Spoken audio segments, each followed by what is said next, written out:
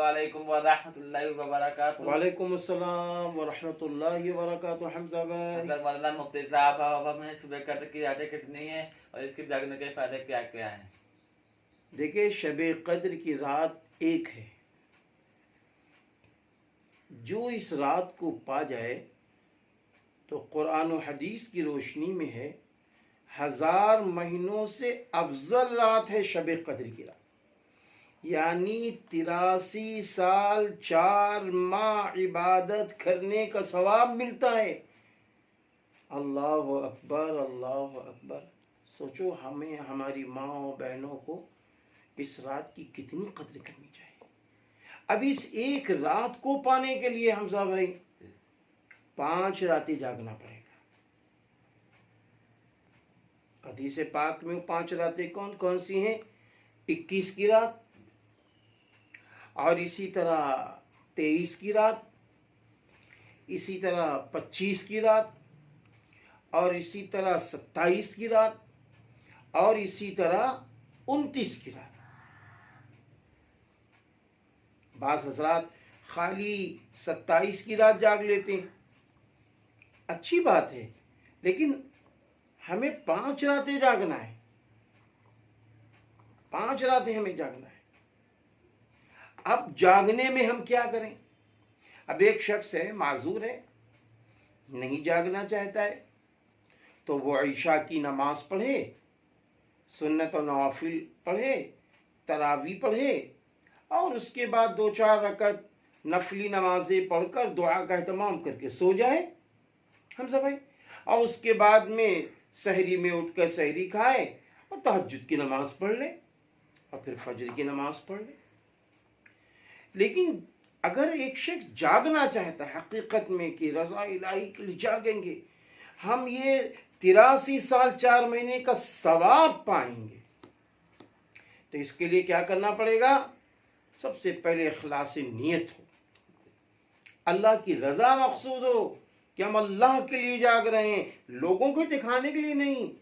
एक औरत इसलिए जाग रही है कि हमको दुनिया के लोग देखें, यानी घर वाले देखें, नहीं नहीं, हमें अपने अल्लाह को दिखाना है, हमें अपने अल्लाह को दिखाना है।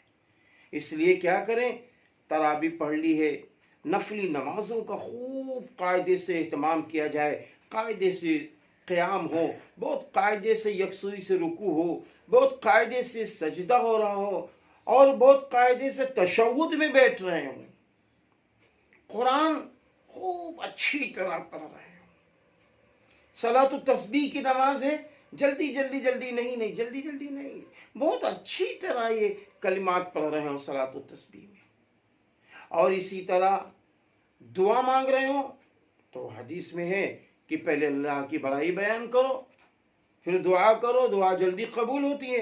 तो इसलिए हमें क्या चाहिए कि पहले अल्लाह की बड़ाई के लिए सूरह फातिहा पढ़ लें, या अल्लाह की बड़ाई की जो हमें कुरान की आयतें याद हो वो पढ़ लें, दुआएं याद हो वो पढ़ लें, फिर दुरूद शरीफ पढ़ लें। हदीस पाक में कि जिस दुआ के अव्वल आखिर दुरूद होता है, उस दुआ पे मोहर लगा दी जाती है हमजा भाई।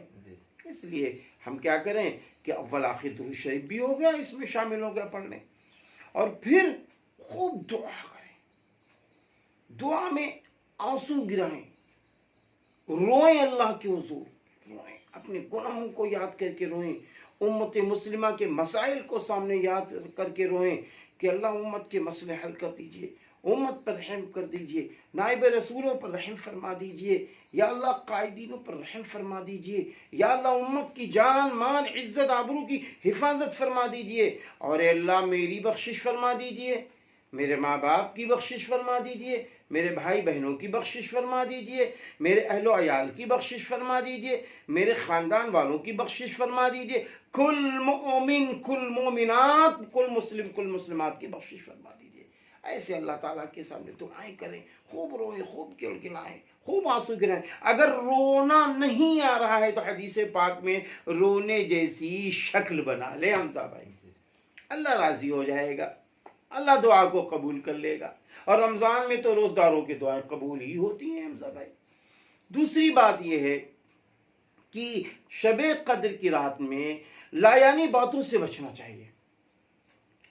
آپ تعجب کریں گے حمزہ بھائی، بعض جگہ تو میں نے دیکھا ہے، کیونکہ میرا تو آنا جانا رہتا ہی ہے، تو میں نے بعض جگہ دیکھا پوری رات خالی چائے کے انتظام میں گزر جاتی ہے، کھانے کے انتظامات میں گزر جاتی ہے۔ ٹھیک ہے، ہمیں چائے پلانا ہے، اچھی بات ہے کہ شب قدر میں تازگی پیدا ہو جائے گی، جاگنے میں عبادت کا ذوق بڑھ جائے گا، بس کم وقت میں وہ چیز پیش کر دی گئی، ضرورت نہیں ہے، ضرورت نہیں ہے۔ لیکن ہم اپنے حلال کمائی کا اظہار بھی کر سکتے ہیں، لیکن پوری رات اسی میں گزار دینا یہ اچھی بات نہیں ہے۔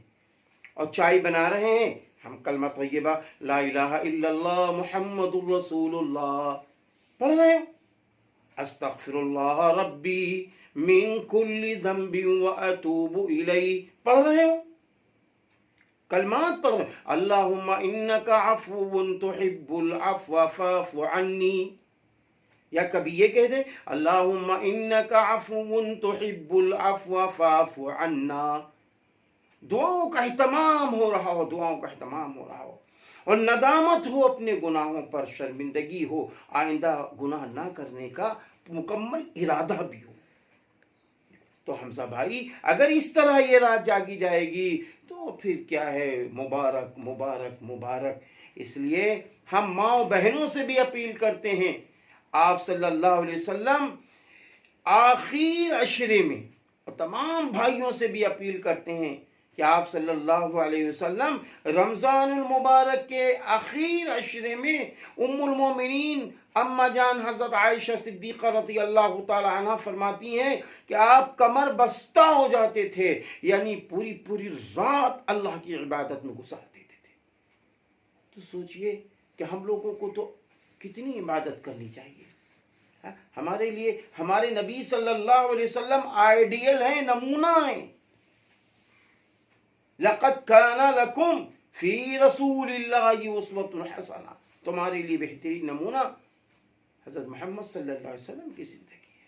اس لیے ہم کو محبوب نبی کے نمونے کو سامنے رکھ کر آخر کے 10 دن جو ہیں اس کو اچھی طرح گزارنا چاہیے، بڑے اخلاص اور یقین کے ساتھ روزے رکھنے چاہیے، تلاوت قرآن کرنا چاہیے، ذکر و اذکار کرنا چاہیے، دعا مناجات کرنی چاہیے، اور اس کے ساتھ شب قدر کی راتوں میں جاگنا چاہیے۔